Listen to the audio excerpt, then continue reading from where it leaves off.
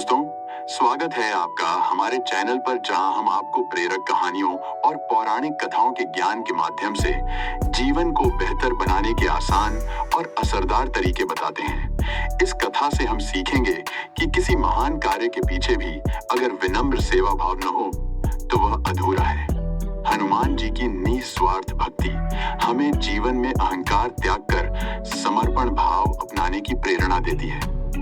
दोस्तों, क्या आपने कभी सोचा है कि हनुमान जी की कथा केवल एक पौराणिक घटना नहीं, बल्कि निस्वार्थ सेवा का जीवंत प्रतीक है। जब सब लोग यश और पुण्य की कामना से यज्ञ में भाग ले रहे थे, तब हनुमान जी ने माता सीता की स्मृति और सेवा को ही सबसे बड़ा यज्ञ मान लिया। यह हमें यह सिखाती है कि सच्चा धर्म केवल कर्मकांड नहीं, बल्कि भावनात्मक समर्पण है। लंका कांड समाप्ति के बाद जब प्रभु श्री राम सीता जी का अयोध्या अभिषेक हुआ, तो वानर सेना को विदा कर दिया गया। पर श्री हनुमान ने लौटने के बजाय प्रार्थना की है कि मैं अपने प्रभु प्रेम की साधना और माता सीता की सेवा यही करना चाहता हूँ। वाल्मीकि रामायण के उत्तरकांड में श्री राम ने हनुमान से वर मांगने को कहा।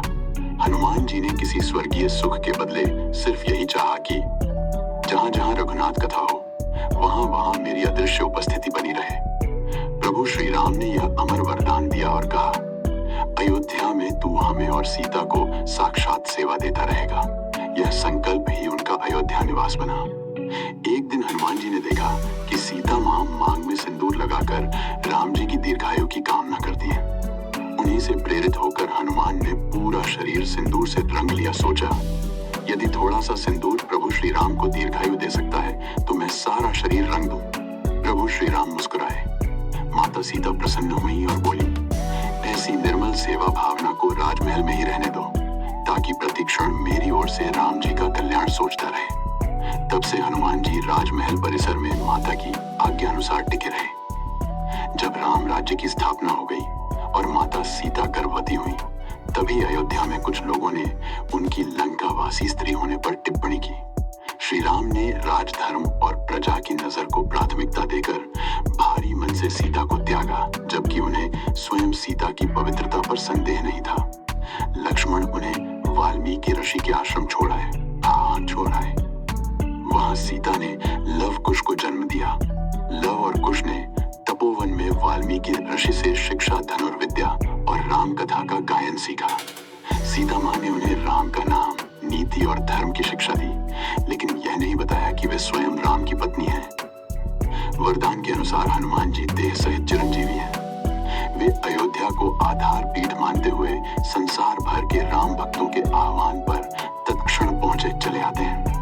सार यह कि लंका विजय के बाद श्री हनुमान ने माता सीता की सेवा और संपूर्ण राम राज्य की रक्षा ऊर्जा को धारण करने का प्रण लिया। इसलिए वे अयोध्या से स्थायी रूप से जुड़े रहे और आज भी हर राम भक्त के हृदय अयोध्या में सेवक रूप से विद्यमान है। श्री राम का यज्ञ राजधर्म था, पर हनुमान जी का माता सीता की सेवा करना आत्मधर्म था, और दोनों ही अपने अपने स्थान पर पूजनीय है। यह हमें धर्म के विभिन्न रूपों की गहराई को समझने की प्रेरणा देती है। सीता माता और हनुमान जी का अटूट संबंध भावनात्मक रूप से जुड़ता है आज भी। जब हम राम कहते हैं, तो सीता राम और जय बजरंग बली अनायास जुड़ जाते हैं। यह कहानी उस भावनात्मक एकता और प्रेम की गहराई को दर्शाती है। लंका विजय के उपरांत जब प्रभु श्री राम अयोध्या लौटे, तो समस्त अयोध्या आनंदित हो उठी। माता सीता के साथ राम राज्य की स्थापना हुई। धर्म और न्याय की एक नई परिभाषा गढ़ी जा रही थी। और फिर एक दिन प्रभु श्री राम ने अश्वमेध यज्ञ का संकल्प लिया। प्रभु श्री राम बोले, यह यज्ञ धर्म की पुनर्स्थापना और राजसत्ता की पुष्टि हेतु आवश्यक है। लक्ष्मण, भैया, मैं संपूर्ण व्यवस्था देखूंगा, परंतु माता सीता। तभी प्रभु श्री राम बोले, उनका स्थान अलग है।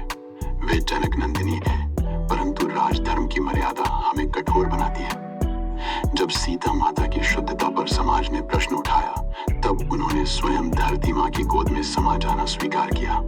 यह घटना राम के जीवन की सबसे गहन पीड़ा बन गई थी। हनुमान जी ने कहा, प्रभु, अब जब माता इस धरा पर नहीं है, तो क्या मेरा भी कार्य पूर्ण हो गया?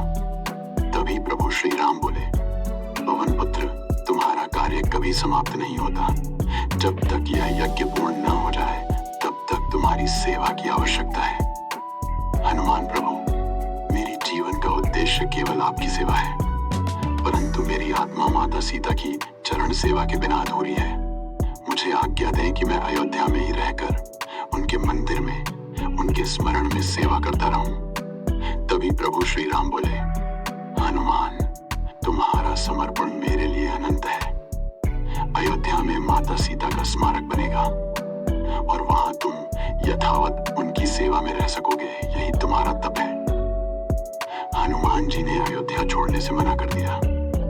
उन्होंने यज्ञ में भाग नहीं लिया क्योंकि उनके लिए सेवा ही सबसे बड़ा यज्ञ था।